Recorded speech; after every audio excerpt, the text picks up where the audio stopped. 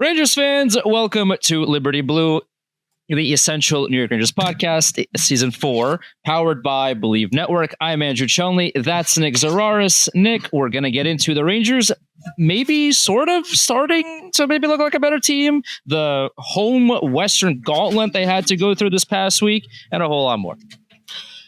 The Rangers are enigmatic, to say the least.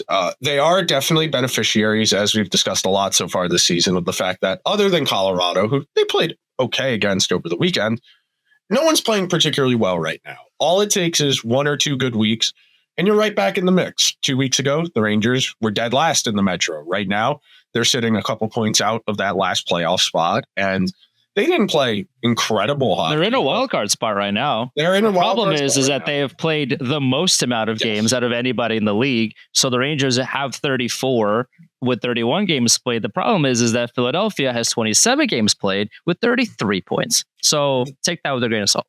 The math works to a degree. And what's interesting about it, and what we were talking about earlier, when you go and look at the underlying results on the aggregate for the season at large, they're solid. For the most part, the Rangers are 18th or better across the board for the whole season. But what's interesting is that perception-wise, and I would agree with you, over the last 2 weeks, it feels like they are starting to find some semblance of a consistent form. Now, that form has a very low ceiling and a pretty high floor. So they're in a lot of these games and they swing on overtime goals and close scores.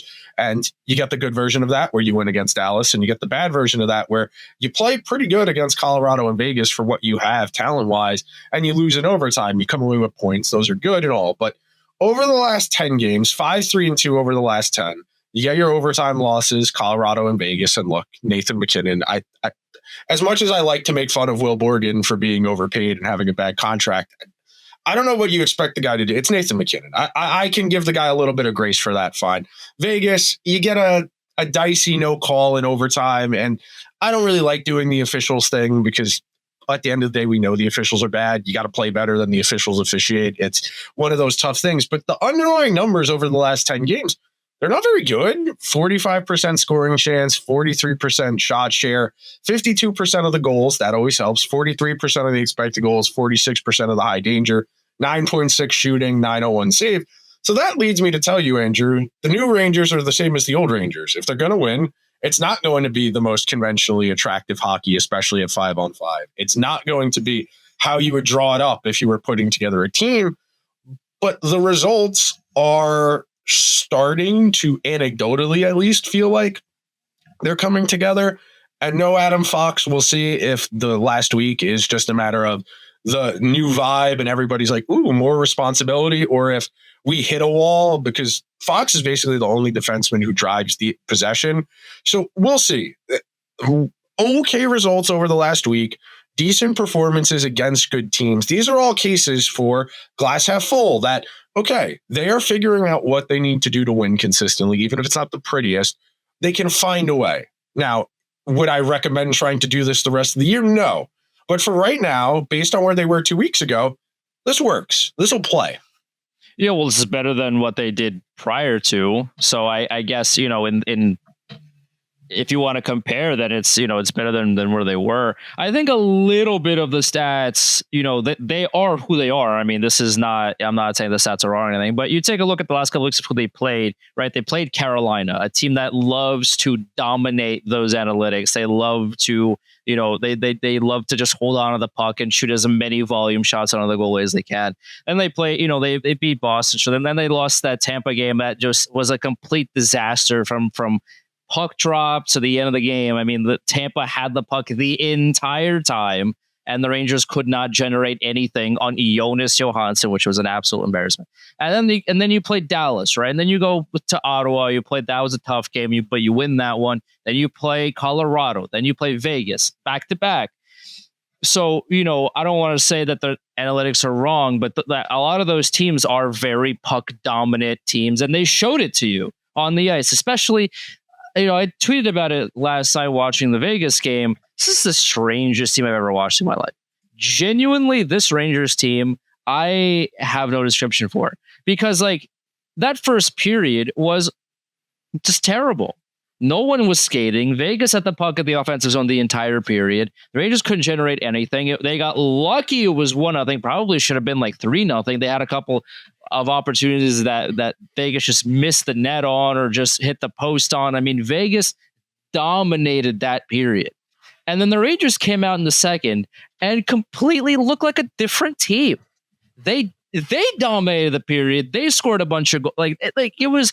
They looked like somebody, a different team came in, stole their jerseys, stole their equipment, and went onto the ice. Like, it was unimaginable how much of a switch it was from the first to the second. And then you go out in the third, and it was kind of more of the first period again.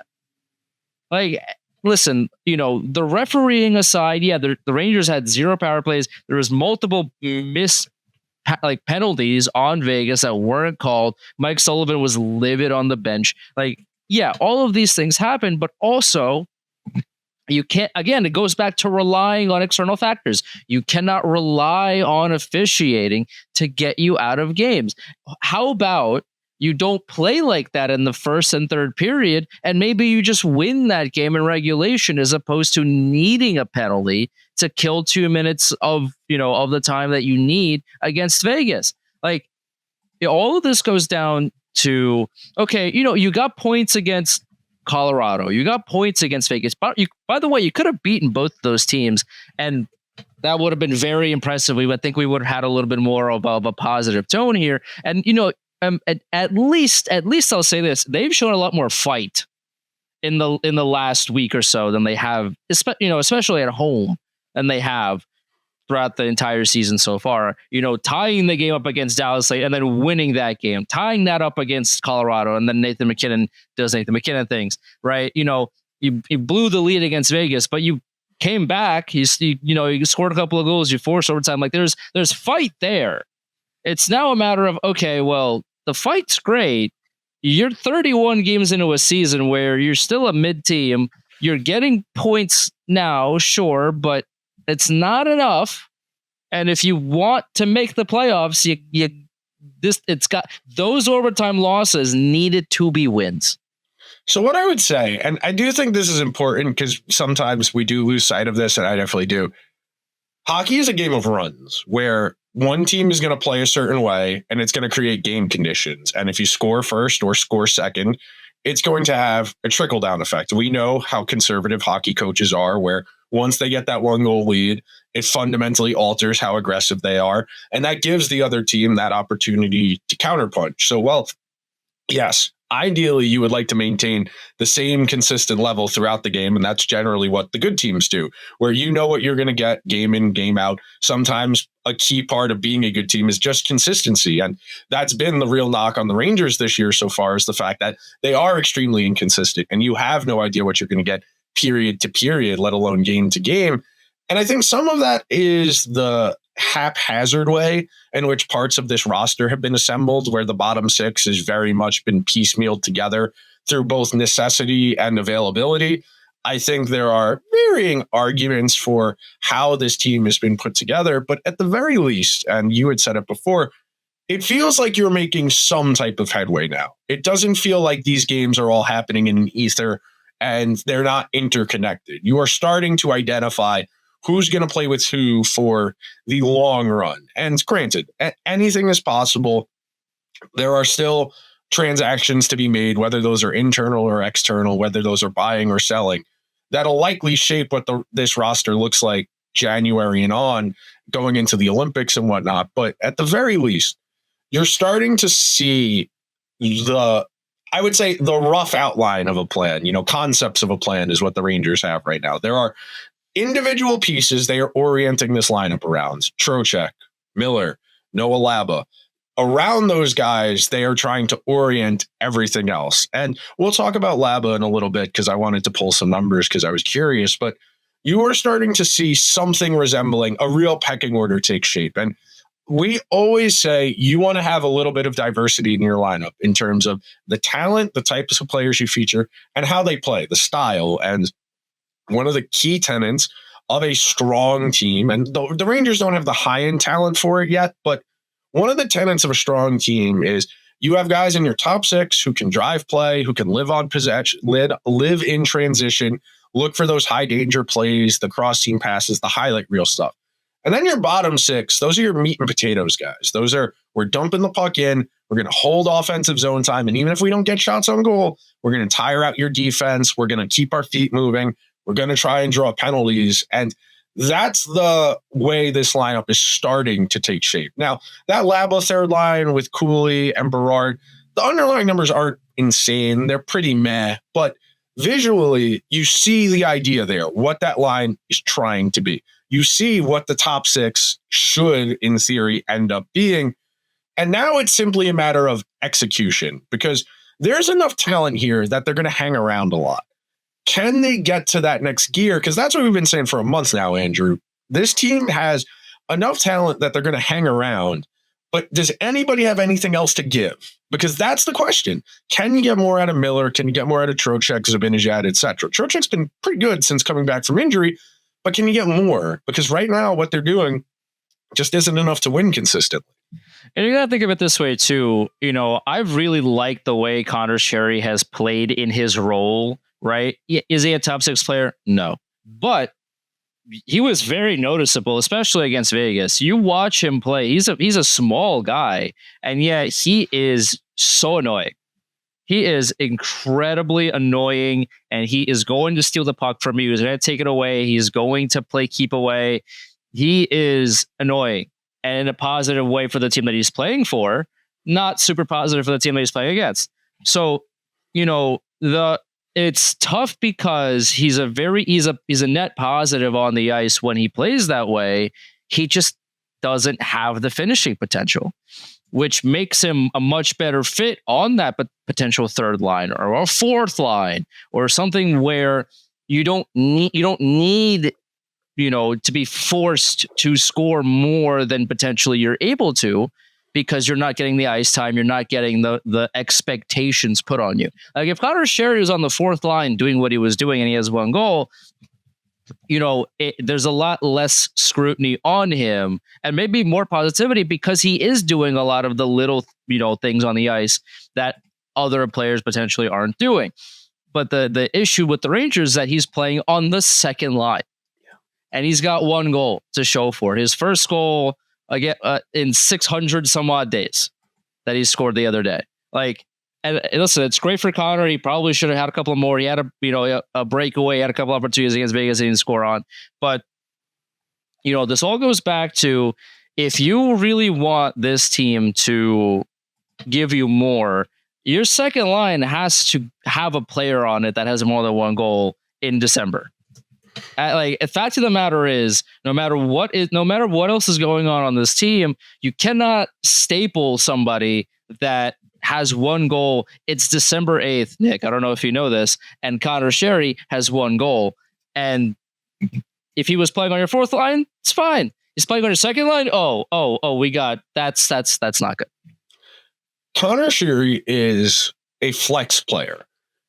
Very reminiscent of what I would say the Rangers did with Jimmy Vesey a couple years ago, where he can play on your second line for a week or two. If you have an injury, you have an absence, he can do that. He's competent enough as a hockey player, especially in terms of the details, winning puck battles, positioning, to do that for long enough that he won't sink your lineup. But the reason we have lines and we establish who plays the most minutes is your best players play the most minutes. And in fairness to Connor Sheary, who has been in the NHL a long time and has carved out a decent career, there was a reason he did not make the Tampa Bay playoff roster last year. Tampa Bay, a team that went out and did surgery on its bottom 6, if you'll recall. They went and traded for Oliver Bjorkstrand and Yanni Gourde, a team that went into the playoffs with a lot of NPCs in their bottom 6 and could have used a guy with a Stanley Cup pedigree, some championship experience, and said, we're good. And Sheary is giving the Rangers fine hockey. I have no terrible qualms about how he's played. He's just not that caliber of player. He's never been a top 6 player dating back to his time in Pittsburgh. He does not have the finishing talent or the playmaking ability. Now, if you want to make an argument, well, he doesn't need to be, he's there to be a puck retriever chaser, that's fine. You can make that argument, but they are not getting dangerous enough offense. And you know what's funny? I thought about this right this second. This is exactly the same conversation the people who spent 3 years shitting on Kakko. He doesn't score enough. He can't be in the top 6. He's great on possession. He's great on the walls, but he doesn't score enough, so he can't be in the top 6. And that shows you one of the real points of delineation, where if you have a ton of experience, you're gritty and resourceful for finding ways to stick in the top 6. But if you're a young guy who doesn't produce counting stats, you're overrated and you're overutilized. And look, I understand the context is a little different around those players, but at the same time, you have Cooley, who I think is probably a middle sixer. I think on a bad team, he's a second liner. I think on a good team, he's on a third line and probably never hits that 30 goal mark, but 15 to 20 should be an average Will Cooley season, which is pretty good. But this team needs at least 2 more top 6 wingers, if not, I dare say 3. And you can't add 3 top 6 wingers in the span of 10 months. You just can't. That type of trade and those types of players just don't get to free agency. I suppose if you really wanted to talk yourself into like the Brock Besser tier of he's good, but he's going to be overpaid badly because he got to unrestricted free agency player. But that's the issue at hand here. And we'll talk more about that later in the show because we're going to talk about the Olympics and we're going to talk about just where the Rangers are at in the pecking order. But this group is trying. It's not for a lack of effort. It's not for a lack of coaching. They are doing what they can with what they have. The problem is they don't have enough. But yeah, this team is like, especially over the course of the last week, you can tell that they are a team that is, is actively trying to, I don't want to say correct the course, but at least, not playing the Tampa game again, at least not playing the Minnesota game again, right? Like they're, the Rangers now are 3-8-3 at home. And it's just not getting, better, at least on the win column for the Rangers at home so far. But the games have been a lot better. You get embarrassed against Tampa Bay, but you took the best team in the NHL who just lost their second regulation game of the entire year, the game before they played you, to overtime. And that's good. That's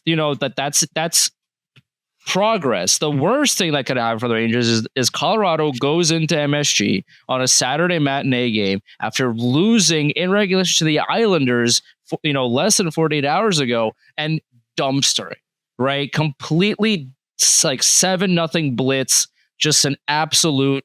Colorado is here to show, puff their chest, and for the Rangers to show that they are not capable of anything, right? Like that would have been worst case scenario. The Rangers didn't do that. That was a tight game. Shesterkin had to make some big saves, but so did Blackwood. Like that was a game that was fun to watch. The Rangers battled back, and it was a game that, yeah, I mean, Nathan McKinnon is incredible, and no one's gonna argue that he took the game over in overtime. But like, that was a much tighter game than probably what would have happened a couple of weeks ago if that same game was being played on a Saturday afternoon. So the steps, I think, are being made in the right direction.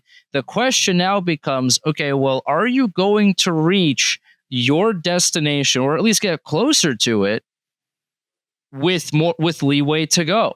Because you're 31 games in the season, you played the most amount of games out of anyone else in the league, and you're barely holding on to that final wild card spot.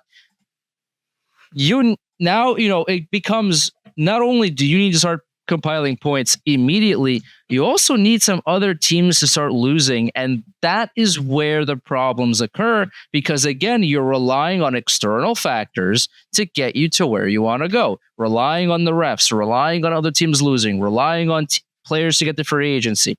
It's all relying on other things as opposed to relying on yourself to get the job done. And this has been a problem for this team for a long time now, but how many times can you try the same experiment before you realize, oh wait, you're getting the exact same results? Like you at a certain point, you need to compile a roster that can get the job done, external factors or not. So what I would add on to that, because I do think there is a carve out to that, there are ways you can manufacture some of your own luck. We talk about that a lot. If you're a good team, you get lucky. That's just an inevitable part of winning, especially in hockey where we know variance is so high. But that translates in very physical and tangible ways. A good example, do you draw a lot of power plays?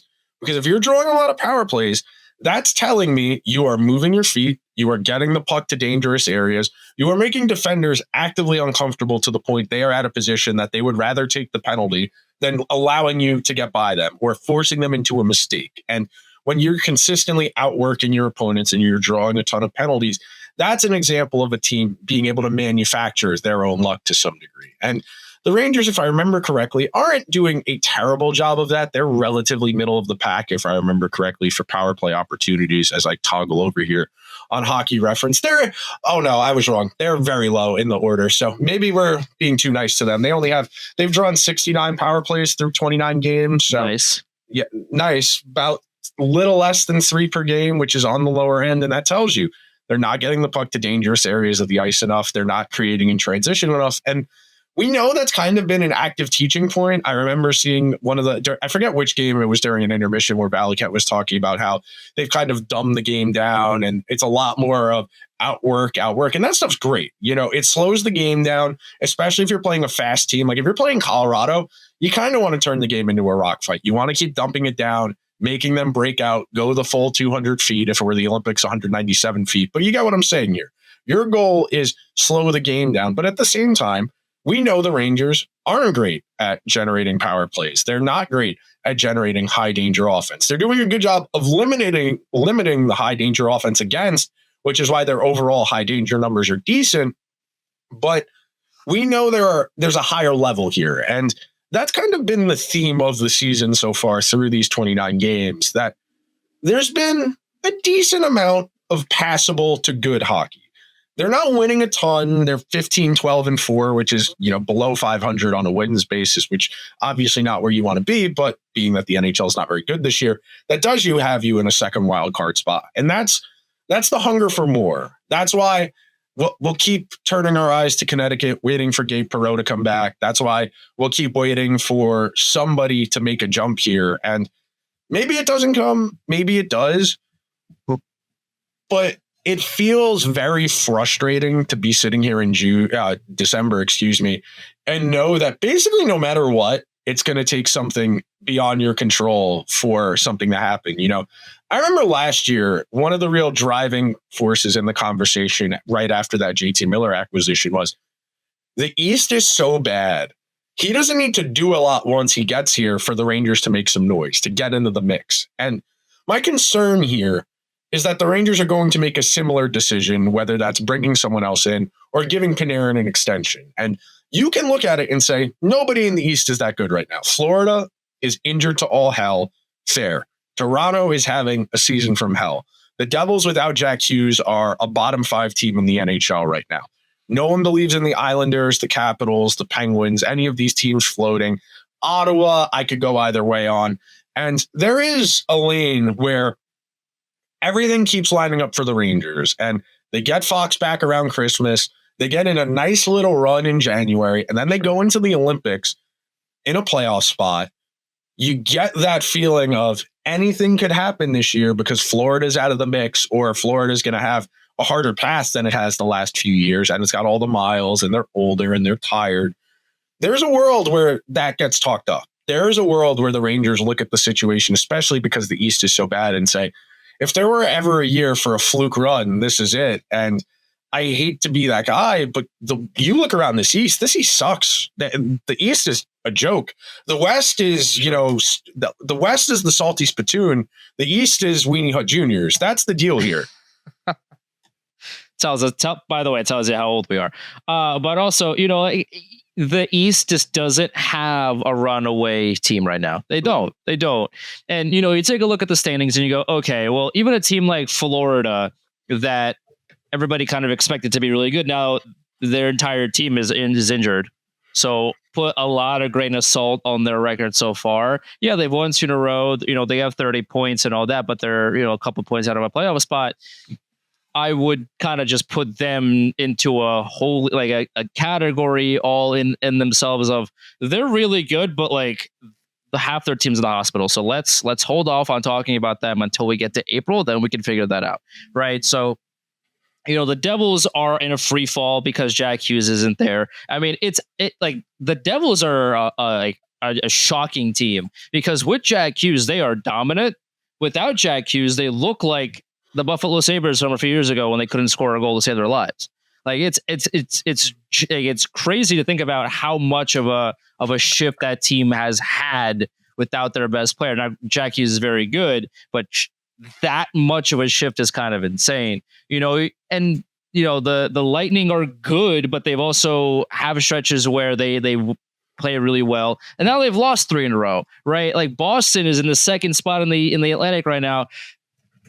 The Rangers kind of ran circles around them on Thanksgiving Friday, right? Like there's ways around this. Like even Washington, right, who the Rangers haven't played yet, if I remember correctly, they're 8-1 and won their last 10 games. They are starting to become that team that is either going to run away with this or is looking like they're trying to separate themselves. But even then, they have issues too. So there are methods and there are pathways to the Rangers doing some damage in the playoffs. But as it stands right now, do you believe that this team could do it? That's the divide here. Is there a pathway? Yeah. There's not one dominant East team that you're looking at and you're going, there's not a single shot in the world the Rangers could beat them right now. They're like, there's no team like that. At the same time, the Rangers could lose to anybody at any given moment in time. So this is as Jekyll and Hyde of a team as I have ever seen in my life, where they could just do what they did against Vegas and dominate an entire period, but they could also do what they did against Vegas and in the same game look like a team that couldn't stop your grandmother from entering the zone. It is I cannot believe the switch flipping that I'm seeing on a period to period basis, almost shift by shift basis. Like it's I've never seen anything like this before, and that makes it impossible to predict what they're going to do a week from now, 2 weeks from now. Forget April. Can they play a full 60 minutes first against Chicago on Wednesday before we talk about April? Because I can't. We're 2 months into the season, Nick, and I still cannot understand what this team is doing on a game-to-game basis. It's insane. I wish I had a better answer for you. This team is so enigmatic because it hinges on just so few guys. I think that's the biggest reason. Because they have so few established goal scorers, these games really do come down to 3 or 4 guys in a lineup of 18 skaters, and how those guys play on that given night really does ultimately dictate how these games go. The next subject I wanted to touch on was Noah Laba, because I think there's a real perception that this guy has something. Now, what his ceiling is, that's a different conversation. He's less than 30 games into an NHL career. He's got the size, he's got great skating, and that's really it so far. The Rangers have, by necessity really, shoehorned him into that role, and he doesn't look out of his depth. He's able to use his speed to solve a lot of his issues. The question becomes, what can you do with him? Because if he caps out as a third-line center, great. He doesn't make a lot of money. He's big and he's fast. Great. Can you get him to that 35, 40-point range and give him complementary wingers and bring more out of his game? That would be ideal. But I think this is, as much as I like to rag on Chris Drury, I think this is his vision. His vision is a team of guys with this archetype that are big, that are straight-line players, that live in the corners, that win puck battles. And I think the Rangers have done an adequate job as far as drafting these types of players and trying to bring them along. You look at him, you have Edstrom, you have Rempe, you have Berard. These types of toolsy pieces are the ones we have begged the Rangers to stop spending money on. Don't go sign Barclay Goodrow. Make a Barclay Goodrow. He's an undrafted free agent. That's the type of player you should be able to bring up through your AHL system. Jimmy Vesey, same deal. Vesey wasn't bad as a Ranger, but that's the type of player that you can bring up through your system that you're not paying for as a 27 or 28-year-old where they get that unrestricted free agency bump in their pay.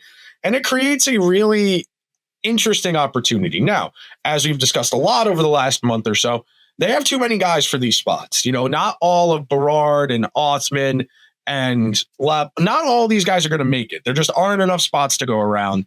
And they have certain guys who have already shown varying degrees of NHL success to orient themselves around.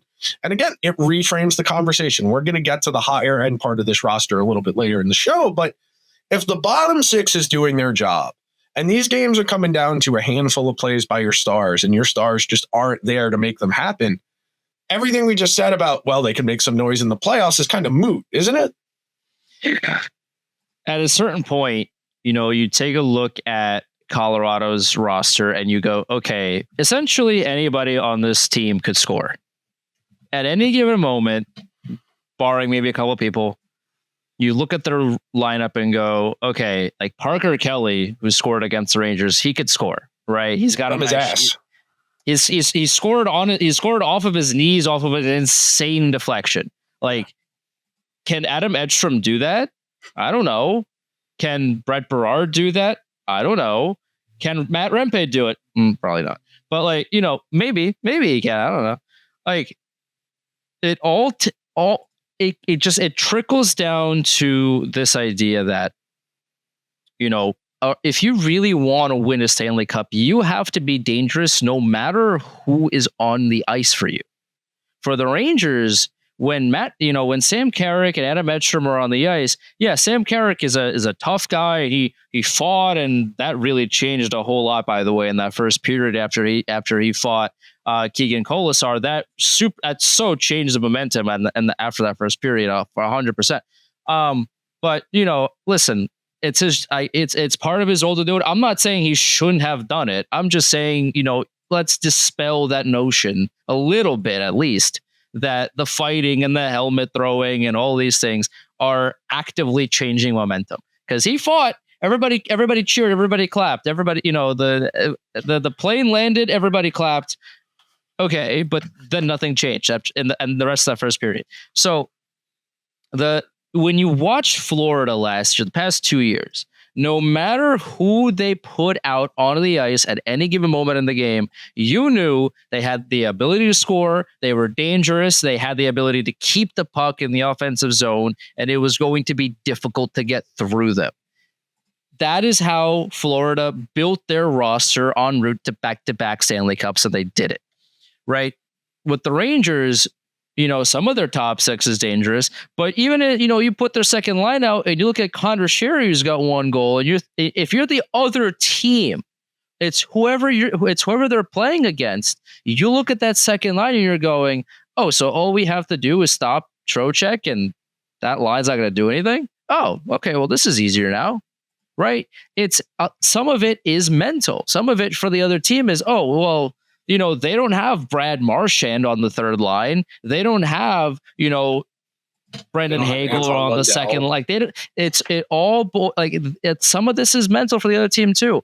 It becomes easier to convince yourself, oh, all we have to do to stop the Rangers is stop three guys, and this is a win for us, as opposed to playing Florida, 2 years ago when they were healthy, or last year when they were healthy, and going, oh my God, we have to stop Brad Marchand on the third line. Like, what are we going to do? That's the difference right now. If you want to win the cup, that's how you have to think. That's how you have to think when you're constructing this roster. And ultimately, we're going to talk about the Olympics, in particular Adam Fox, in a second here, but I think that's the biggest sliding scale for me. Is every now and then you'll watch the Rangers play a team and you'll see the joke 80 times on the timeline. This is a different sport from what the Rangers play. At a certain point, that becomes true. You watch the last two Stanley Cup finals between Florida and Edmonton. It would have been really tough sledding for either of the last two iterations of the Rangers in that final against either of those teams. The Rangers, of course, lost to Florida, and Edmonton came within a goal of pulling off the greatest comeback in the history of the NHL. So I think that's my big barrier. And when I talk about the idea of the pecking order, the food chain, a lot of the teams in the NHL are just taking up space. There are, of the 32 teams, there's probably like 6 that have a realistic chance of winning the Stanley Cup. And then everyone else takes turns beating each other. And that's a bit of a zero-sum way of looking at this. But at the same time, you look at the Rangers, you look at where they're at, and you just think about that, as you have said, to where Florida's been at the last couple of years. You look out west where Colorado's at right now. Vegas, who is kind of in a rut right now, even though they beat the Rangers yesterday, haven't been playing well as of late. They're down to third string organizational goalie type situation there. Anaheim, we'll all believe it when they're actually in the playoffs and if their style will sustain out there. But we go on and on and on and on. All of this is to say, the Rangers are not playing bad hockey, but the Rangers are also the tree in the forest that nobody's around to hear. It's great the tree fell, but if no one's around, does it matter? And that's the thing here. Even if they bounce back, they make the playoffs. It's a nice story. Mike Sullivan gets some Coach of the Year buzz. They talk about, well, Laba will take some steps. Cooley will take some steps. But you went out in the first round to Tampa Bay or to the Hurricanes. Not the Hurricanes. The Rangers beat the Hurricanes. The Devils, whoever you want to put in there. And you're back to square one. Now, everyone's a year older. You have to decide on Panarin, and that's the other problem. If you stay in the mix and you give Panarin an extension, then you're pot committed for at least 3 more years to a guy going into his late 30s. The only question with Panarin is the money. Like, if he takes a pay cut for a couple of years, that's a lot more manageable especially with that cap going up, because Panarin is still a dominant player that I would like to have as opposed to not, especially because there's no alternative on the free agent market. It's Panarin or it's bust essentially there's the free agency pool for this season, this upcoming off season is sparse to the least. So if Panarin is willing to say, okay, I want to stay here and take a pay cut, which I kind of don't see happening because there's going to be teams that are going to be calling with substantial offers. At that point, I get you kind of just have to let him go because you can't handcuff your financial situation even more than you already have. At the same time, though, Panarin's like, yeah, I'll take $9 million for 2 years, maybe even 3 if you want to go that way to stay. That's a whole different conversation. But if Panarin comes to you and says, so X team called me and they're going to give me 14 for 4. You can match this or I'm out of here. Bye. The Panarin thing just essentially comes down to what that number figure says on the contract. And let's get into the Olympic conversation now, because I've been talking about this for a while, and this is one of those examples of the limitations of the way we all consume things. So when you think about it, the average NHL GM watches most of their team's games. Not all of them, because sometimes they're out, sometimes they're on the road, they're watching other teams. They see the other teams in their division 3 or 4 times. They see the teams in their conference 3 times. They see the teams in the opposite conference twice. Now, Chris Drury being in the USA hockey landscape makes it a little bit easier for him to lobby his guys onto the team because him and Bill Guerin have that relationship. But there isn't a world where Adam Fox isn't one of the 6 best American defensemen. Because if you want to make the most devil's advocate argument against him, I will give you Quinn Hughes, no problem. I will give you Zach Werenski, no problem. I will give you Jake Sanderson because I think his style of play might be a bit more conducive to Olympic hockey than Fox. I'm not taking McAvoy before I would take Fox. I'm not taking Slavin. I'm not taking Seth Jones. I'm not taking Luke Hughes. I'm not taking Lane Hudson. I'm not taking any of those guys before I am taking Adam Fox. And you could say, well, Quinn's going to run the power play. What's Fox going to do? I would venture to say play pretty good hockey for 14 to 17 minutes per game on your second or third pair. If you don't want to play him with Hughes on the first pair, you want to do something like Hughes and Werenski on his offside or McAvoy on the opposite, so you have a little bit of size to complement what Hughes does, fine. There isn't a world where Fox doesn't deserve to be on this team based on the way he was playing prior to getting injured. I think he was 4th or 5th amongst points and defensemen. I know points are not the be-all, end-all, but the underlying numbers, you look at the Rangers with Fox on the ice versus him not on the ice. This is one of the best players in the world. And 3 games last February in an exhibition tournament being held against him as the reason he shouldn't make the Olympic team is the epitome of the problem with the way we all watch sports now. Because, yeah, he wasn't great in the 4 Nations, but they lost an overtime game by 1 goal. And that's the reason he doesn't make the team in favor of Seth Jones, who until he got traded to Florida was dead in the water in Chicago, or Jacob Slavin, who can't move the puck. He'll block a ton of shots, but he's going to eat a lot of shots to move that puck out one time. It boggles my mind that we're at this point.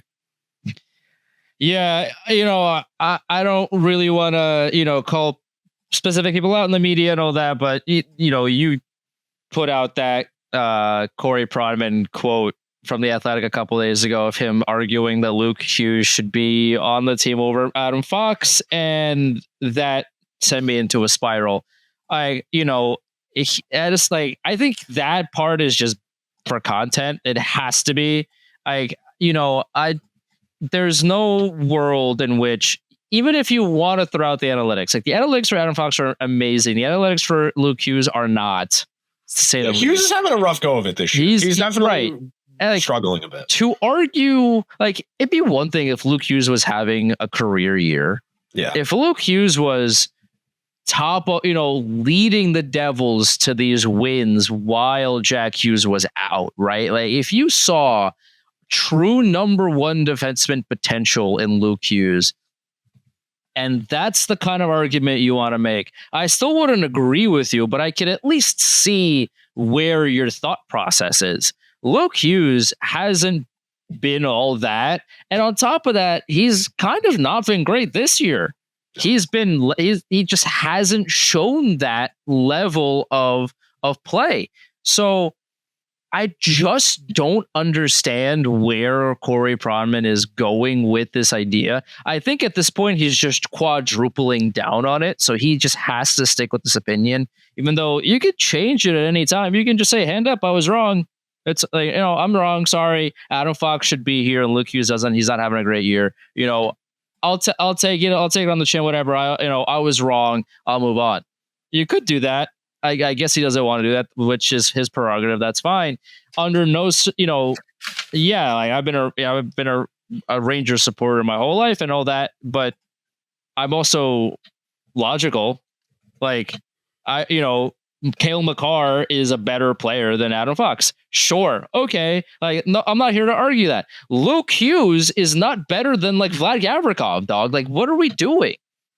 If you're arguing Luke Hughes or Adam Fox, then I don't know what to tell you.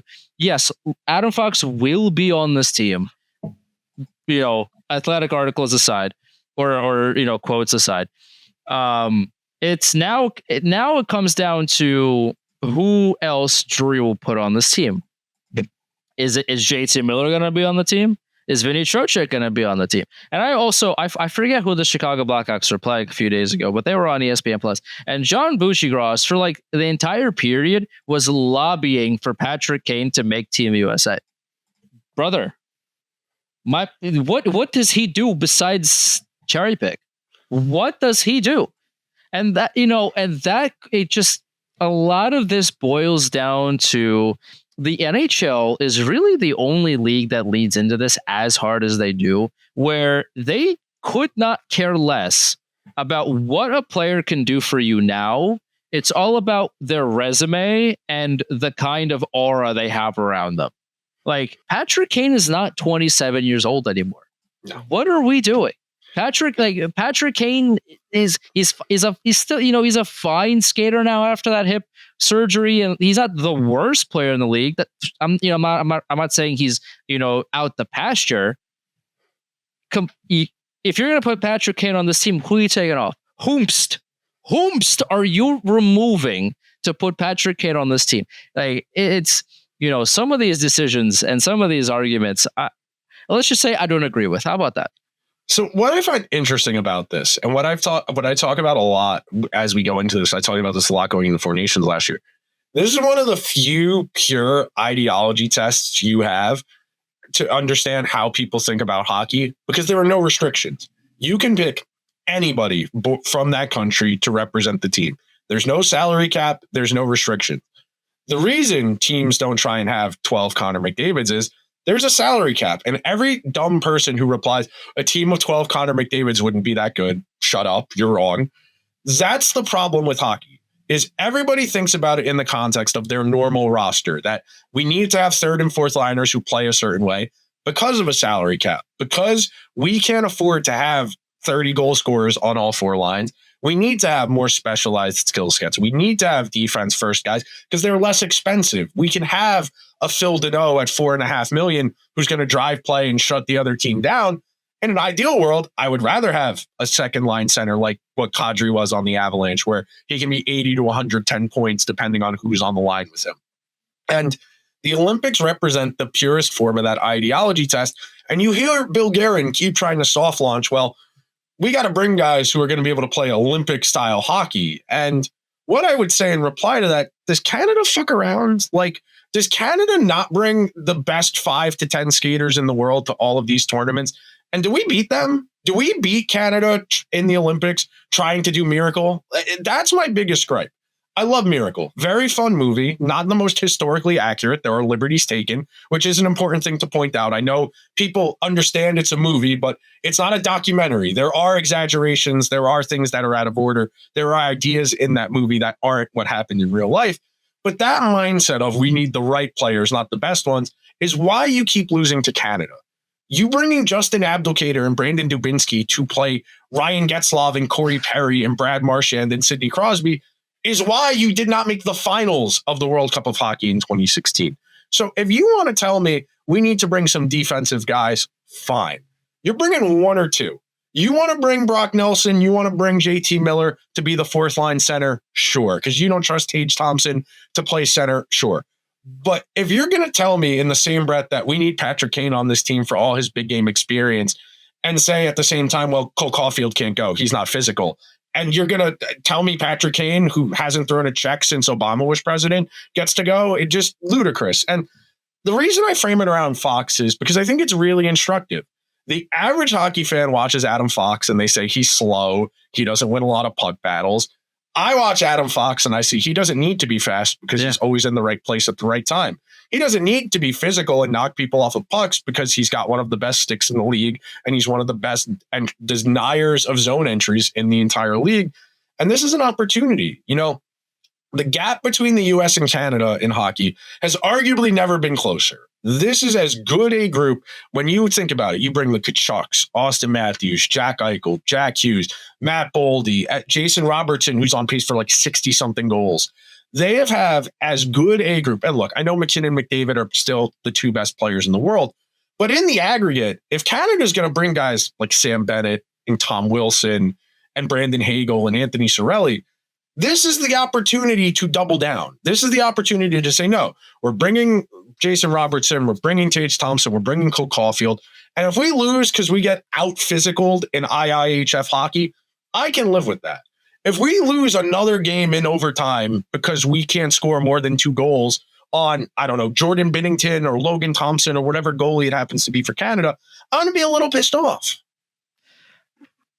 It goes back to, do you want to build a team that wins, or do you want a team that plays hard and you know, tries hard and loves the game? Like, it goes back to that Phil Kessel tweet from like 10 years ago. Like, I think I should be somewhere. I can't figure out where I'm supposed to be, because he was left off the roster and the team promptly got embarrassed a little bit. Like, this is not like, this should be your fantasy team. Like, this should be your, like, what roster would you make if you had no salary cap, like everybody was a free agent, and you had first dibs on everybody? What would the team look like? And if you're putting, you know, like, the only restriction being, you know, of course, that you have to be, you know, American to make this roster. And if you're going to put somebody like Patrick Kane over a guy, you know, like you said, maybe it's Caulfield, maybe it's Tage Thompson, whoever it is, you know, there's a lot of names that could be thrown out there.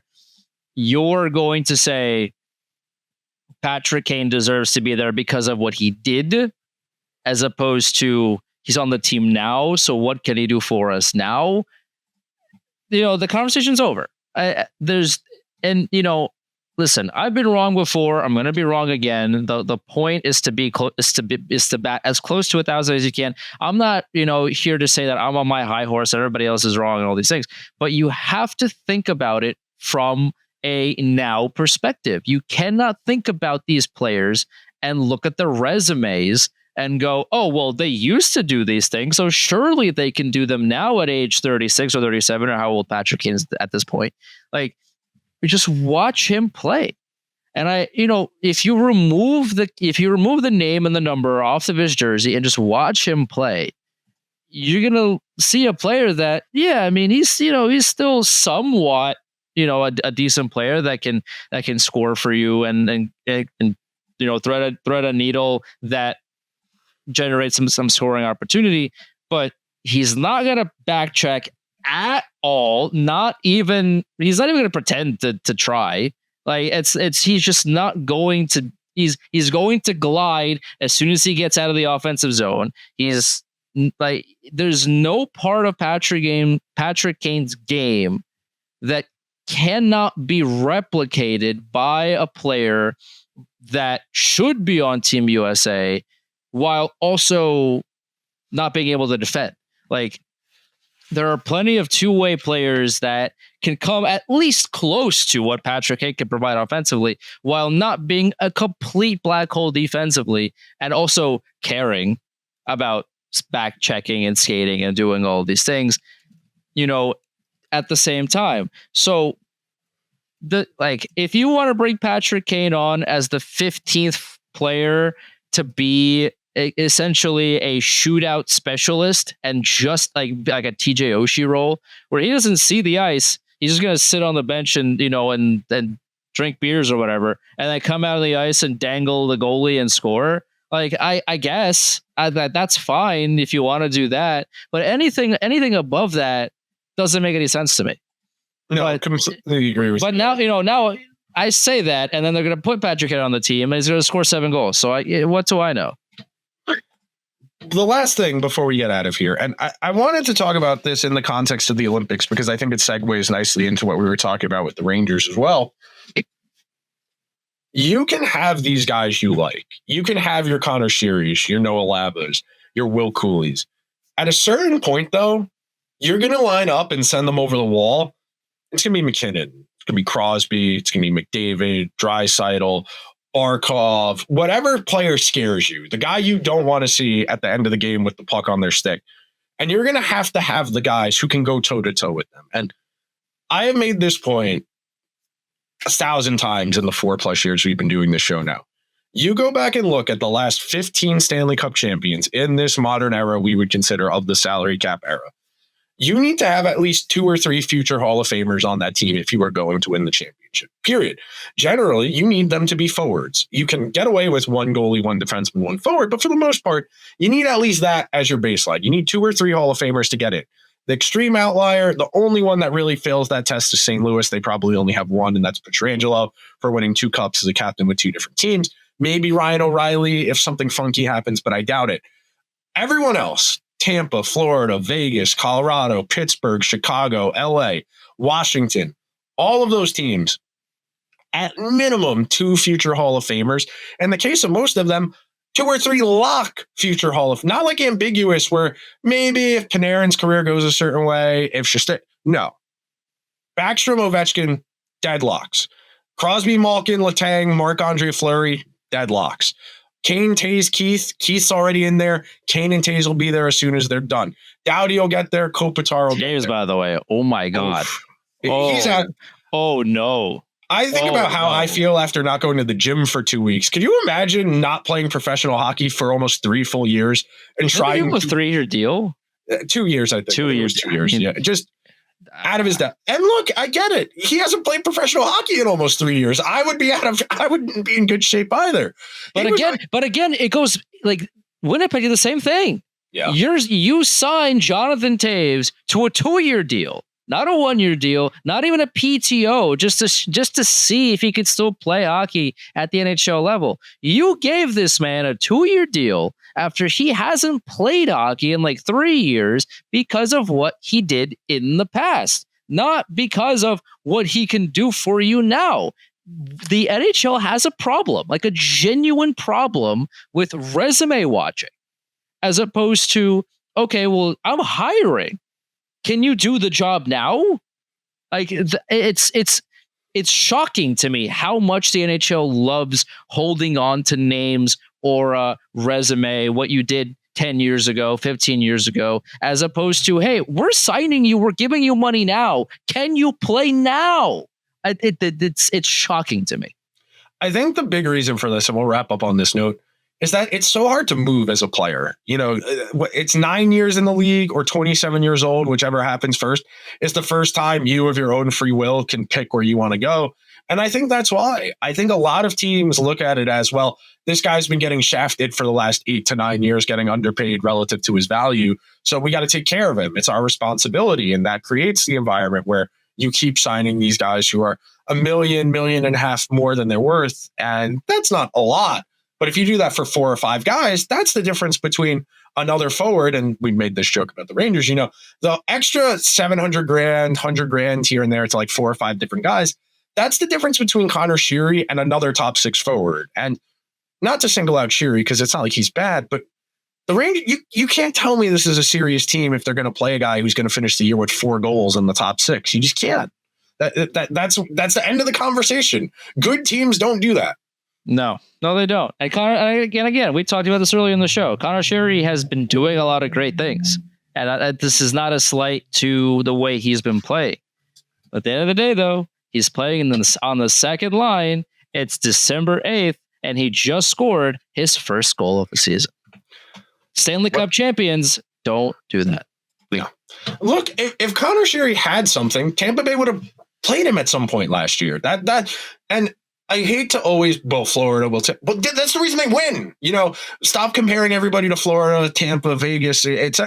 These teams win. That's the standard. That's the expectation. If you want to just have a bunch of guys you like, that's fine, but don't tell me you want to win then, because those are the points of demarcation.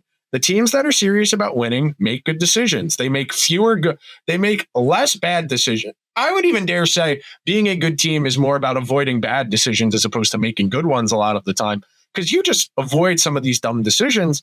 You don't need to hit home runs on every move if you don't make bad ones.